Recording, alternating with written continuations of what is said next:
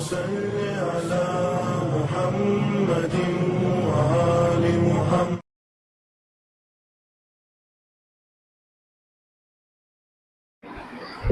بسم اللہ الرحمن الرحیم. الحمد للہ رب العالمین. الحمد للہ الذی جعلنا من المتمسکین بولایت امیر المومنین علی ابن ابی طالب والائمۃ المعصومین علیہم السلام ولعنۃ اللہ علی اعدائہم اجمعین. ناظرین محترم، السلام علیکم. ایک بار اور آپ کی خدمت میں غدیر کے عنوان سے حاضر ہوا ہوں.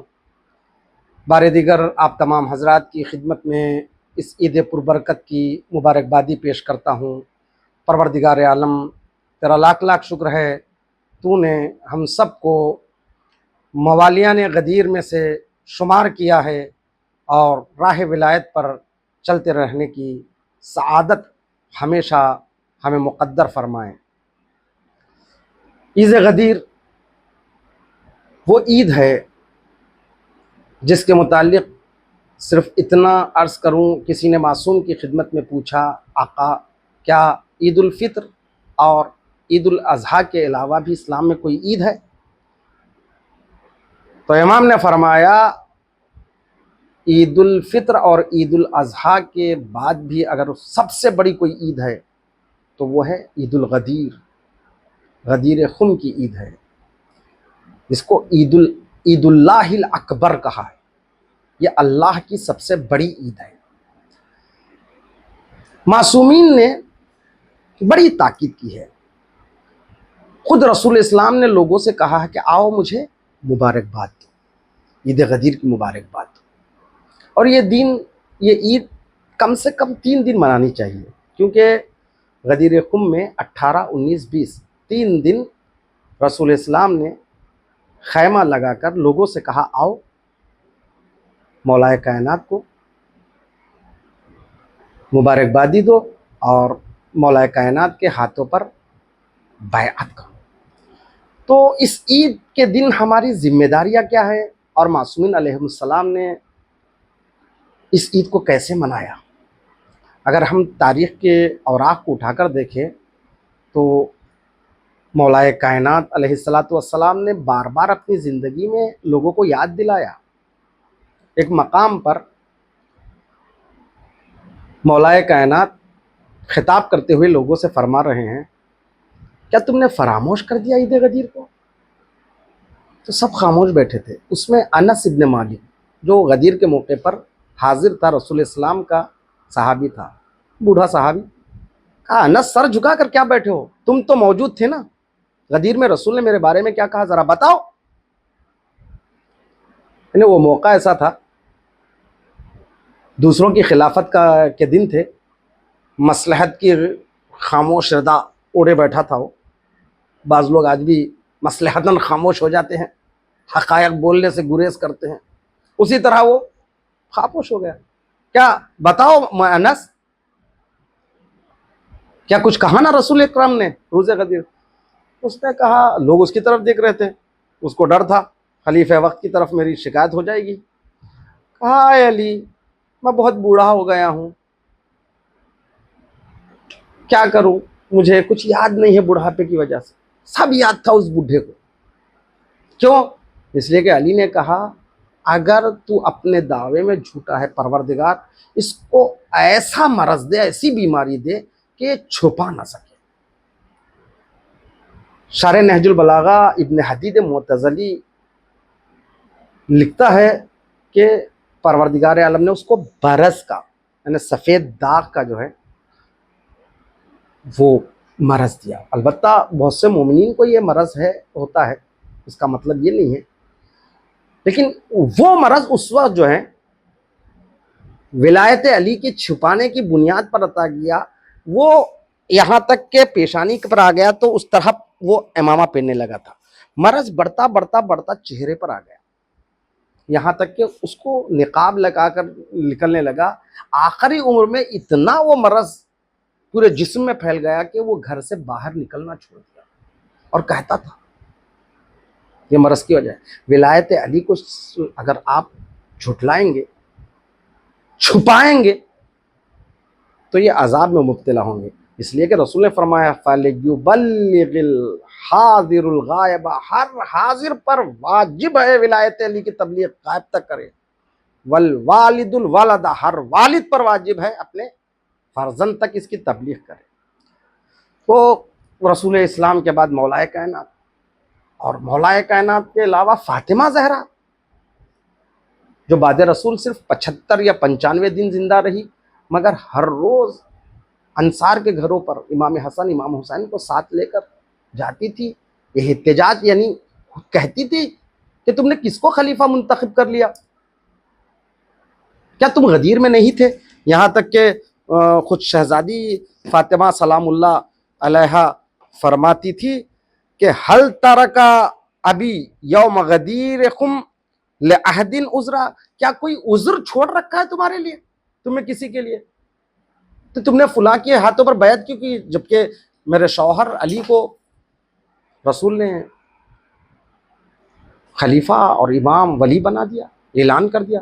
حتیٰ خطبہ غدیر میں اس کی طرف فاطمہ زہرا نے اشارہ کیا، اور امام حسن نے بھی، اور امام حسین علیہ السلام جو اعلان کیا کربلا کی طرف جاتے ہوئے، اريد ان آمر بالمعروف وانہی عن المنکر، میں کربلا کی طرف جا رہا ہوں، کیوں؟ آمر بالمعروف، معروف کی طرف میں لوگوں کو ہدایت کروں، امر کروں معروف کی، وانہی عن المنکر، برائیوں سے روکوں، اچھائیوں کی ہدایت کروں۔ تو کسی نے امام جعفر الصادق علیہ السلام سے فرمایا معروف سے مراد کیا ہے یہاں پر؟ تو معروف سے مراد کیا ہے؟ تو جواب میں کیا، مل امر بالمعروف قال امیر المومنین، یہاں معروف سے مراد امیر المومنین ہے۔ اور کہا منکر سے مراد کیا ہے؟ امام نے فرمایا قال اللذان ظلماہ حق، معروف سے مراد امیر المومنین ہے، اور اسی طرح منکر سے مراد وہ ظالمین ہیں جنہوں نے حق ولایت پر ظلم کیا ہے۔ تو لوگ کہتے ہیں نماز روزہ حج زکوٰۃ یہ ولایت کے تحت خود بخود آ جائیں گے، اس کو الگ سے ذکر کرنے کی ضرورت نہیں۔ آمر بالمعروف وانہی عن المنکر، یہ حدیث پڑھ رہا ہوں عزیزان محترم۔ اس کے علاوہ امام باقر علیہ السلام نے، امام جعفر صادق علیہ السلام کی حدیثیں بڑی بڑی ہیں کہ کیا کرنا چاہیے، کیسے منانا چاہیے غدیر کو۔ کئی حدیث امام رضا علیہ السلام سے متعلق ہے، عیون اخبار رضا اور بہت سی کتابوں میں، اعمالیہ صدوق وغیرہ میں ہے کہ روز غدیر اصحاب خاص کو امام رضا علیہ السلام افطار پہ دعوت دیتے تھے۔ اس دن جو ہے جمع ہوتے تھے، اس دن رنگ برنگ کے کھانے بنتے تھے، نئے کپڑے پہن کر لوگ آتے تھے، کیونکہ ولایت علی کا دن ہے۔ تو ہماری ذمہ داری اس دن کیا ہے؟ اعمال مفاتیح الجنان میں لکھے ہوئے ہیں، آپ اس کو پڑھ لیجئے، غسل مستحب ہے، اور اس کے علاوہ نمازیں ہیں، زیارت امیر المومنین ہیں، اور اس کے علاوہ اس دن جو اہم چیزیں ہیں مبارکبادی دینا ہے۔ مومنین ایک دوسرے کو یہ کہہ کر مبارکبادی دیے، الحمدللہ الذی جعلنا من المتمسکین بولایت امیر المومنین والائمۃ المعصومین، یہ جملہ کہہ کر ایک دوسرے کو مبارکبادی دے، اور صیغہ اخوت پڑھے، یعنی برادری کا صیغہ، یعنی ایک بھائی دوسرے بھائی، ایک برادر مومن دوسرے برادر مومن کے ہاتھ کو پکڑ کے، وہ مختصر دعا ہے جو مفاتی میں اس کو پڑھے، جس کے معنی ہے میں راہ خدا میں تمہارے ساتھ بھائی چارگی سے پیش آؤں گا، میں تمہارے ہاتھ میں اپنا ہاتھ دیتا ہوں، میں خدا، اس کے ملائکہ، انبیاء اور ائمہ طاہرین سے عہد کرتا ہوں کہ اگر میں اہل بہشت اور شفاعت کرنے والوں میں سے ہوا اور مجھ کو بہشت میں جانے کی اجازت دی گئی تو میں اس وقت تک بہشت میں داخل نہ ہوں گا جب تک تم میرے ساتھ نہ رہو۔ یہ اخوت، صیغہ اخوت ہے، پڑھی جاتی ہے۔ یہ سن کر دوسرا والا کہے گا قبل تو عزیزان محترم اس کے بڑے فوائد ہیں۔ اس کے فوائد یہ ہے کہ ایک دوسرے کے لیے قلوب نرم ہوتے ہیں، آپسی محبت بھائی چارگی بڑھتی ہے، اور واقعاً اس دن جشن سرور کا منانا، نئے کپڑے پہنیے، گھر میں نئے، یعنی یقین مانیے اصل میں نئے کپڑے سلانے کا دن جو ہے نا، پہننے کا دن ہے، وہ غدیر ہے. اس سے بڑھ کر کوئی عید نہیں، عید اللہ الاکبر. لہٰذا نئے کپڑے پہنیں، بچوں کو سمجھائیں، قصیدے پڑھیں، فضائل پڑھیں، لیکن محفلوں کی میں وہ کام انجام نہ دے جس سے اہل بیت ناراض ہو. قصیدے پڑھتے ہوئے وہ دھن گانوں کے نہ لگائے جن کو علماء نے منع کیا ہے، حرام قرار دیا ہے. خوشی منائے اہل بیت کی، ایسی خوشی منائے کہ اہل بیت خوش ہو جائے. ان کے خوشی میں خوش ہونا ہے، ان کے غم میں محزون ہونا ہے. خوشی ایسے مت مناؤ کہ جس سے اہل بیت ناراض ہو جائے. اس دن اور بھی جو امور ہے بہت سے جو ہمیں انجام دینا تھا، مومنین سے ملاقات، ایک دوسرے سے ملاقات، گلے ملنا. حضرت علی فرماتے ہیں اس دن ایک دوسرے سے خندہ پیشانی سے پیش آئے اور ایک دوسرے سے ملاقات کرتے وقت خوشی کا اظہار کرے. اور زینت و آرائش، انفاق و صدقہ. غدیر کے ناموں میں سے ایک نام ہے یوم الانفاق، یعنی صدقہ اور انفاق کا دینے کا دن. اور امام ششو فرماتے ہیں آج کے دن 1 درہم کا انفاق 10 لاکھ درہم کے انفاق کے برابر ہیں. تہذیب الاحکام. امیر المومنین علیہ الصلوۃ والسلام خطبہ غدیر میں فرماتے ہیں فقراء و مساکین کے ساتھ بقدر استطاعت، بقدر امکان اشیاء خورد و نوش میں مواسات کرو، انہیں عطا کرو. روز غدیر 1 درہم راہ خدا میں انفاق کرنا 1 لاکھ درہم انفاق کرنے کے برابر ہے. صلہ رحم، رشتہ داروں سے ملو، دشمنیاں ختم کرو. اگر کسی سے کوئی دشمنی ہو تو آپ پہل کیجئے، سامنے والے کی ہے غلطی ہے. غدیر اتنی بڑی عید ہے، بھائی سے جھگڑا ہو گیا، غلطی اسی کی صحیح، آپ چلے جائیے غدیر کے دن، مولا خوش ہو جائے گا آپ کا. کیونکہ بہرحال آپ سے ان کی دشمنی زمین کے لیے ہے، کسی بات کو لے کر ہے، لیکن مولا کا چاہنے والا وہ بھی ہے، مولا کا چاہنے والا آپ بھی ہے. برادر مومنین جائیے، آج غدیر کا دن ہے، ولایت علی کا دن ہے، آؤ گلے لگ جاؤ، بھول جاؤ جو کچھ ہوئی ہے باتیں، بہت اہم ہے.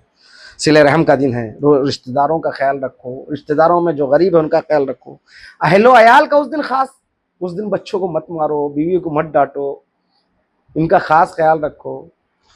اس دن نہیں بلکہ کبھی بھی نہیں کرنا چاہیے، لیکن اس دن خاص. تحفہ دینا، ایک دوسرے کو تحفہ دینا، اطعام و افطار، روزہ داروں کو افطار دو. بہت سی ایسی چیزیں ہیں اس دن ہمیں انجام دینا چاہیے. تو عزیزان محترم، غدیر کے کئی نام ہیں. امام رضا علیہ السلام کے ایک خطبے میں امام رضا علیہ السلام نے اپنے اصحاب سے جو خطبہ بیان کیا ہے اس میں غدیر کے کئی ناموں کا ذکر کیا ہے. امام رضا علیہ السلام نے اس دن کا مختلف نام انہوں نے لیے ہیں، جن میں یوم الفرج، یوم الایضاح، یوم کمال الدین، یوم اتمام النعمہ، یوم العہد والمعہود، یوم الشاہد والمشہود، یوم البیان، یوم البرہان، یوم الفرحہ، یوم المومنین، عید اللہ الاکبر، عید الزہرا. غدیر کے جتنے نام ہیں نا، کسی عید کے نہیں، کسی دن کے اتنے نام نہیں.